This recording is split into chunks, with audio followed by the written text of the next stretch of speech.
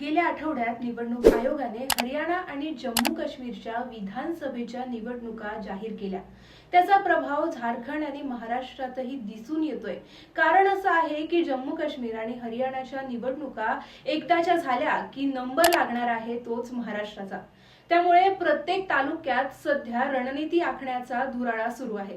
कोण उभा राहते जिंकण्यासाठी की पडण्यासाठी, कुणाची टक्कर कुणासोबत, इथपासून ते याला जर पक्षाने तिकीटच नाही दिलं तर हा तर मराठा फॅक्टर मध्ये बसतच नाही इथपर्यंत। तोच परतूर मतदारसंघामध्ये गेल्या काही दिवसांपासून कल्याण बोराडे यांनी काँग्रेस उमेदवारी लिस्टमध्ये डोकं वर काढलंय।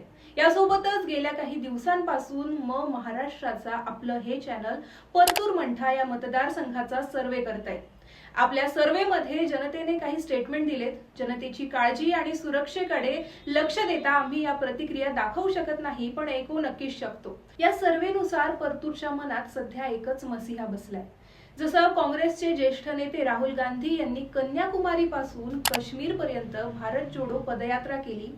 त्या पदयात्रेत त्यांनी तरुण, बेरोजगार, शेतकरी, महिला, विद्यार्थी, समाजसेवक, नोकरदार अशा इतर व अनेक लोकांच्या भेटी घेतल्या। पदयात्रेच्या दरम्यान जनतेने आपल्या समस्या त्यांना बोलवून दाखवल्या किंवा निवेदनाद्वारे दिल्या। पदयात्रेला जनतेमधून भरपूर प्रतिसाद मिळाला आणि त्याचाच परिणाम आपण सगळ्यांनीच लोकसभेच्या निकालावरून पाहिला।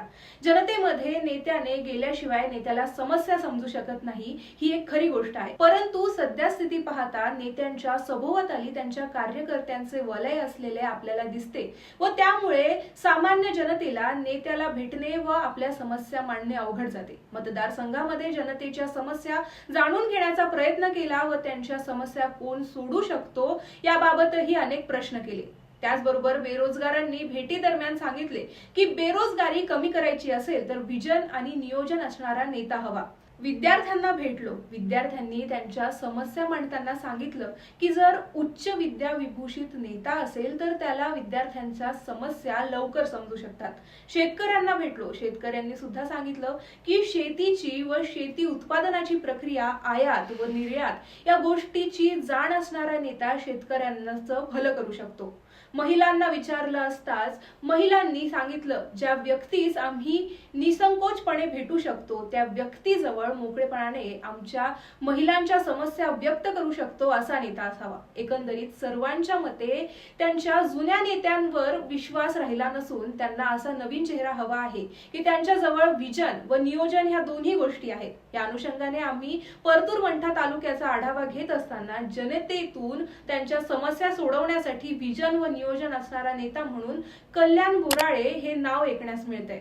आता कल्याण बोराडे नेमके कोण आहे यांच्याविषयी माहिती घेतली असताच असं लक्षात आलं की कल्याण बोराडे हे शेतकरी कुटुंबातील असून यांचे सर्व शिक्षण पुणे येथे झालेलं आहे।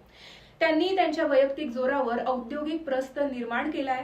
शून्यातून विश्व निर्माण करणारा नेता म्हणून कल्याण बोराडे यांच्याकडून जनतेला अपेक्षा आहे।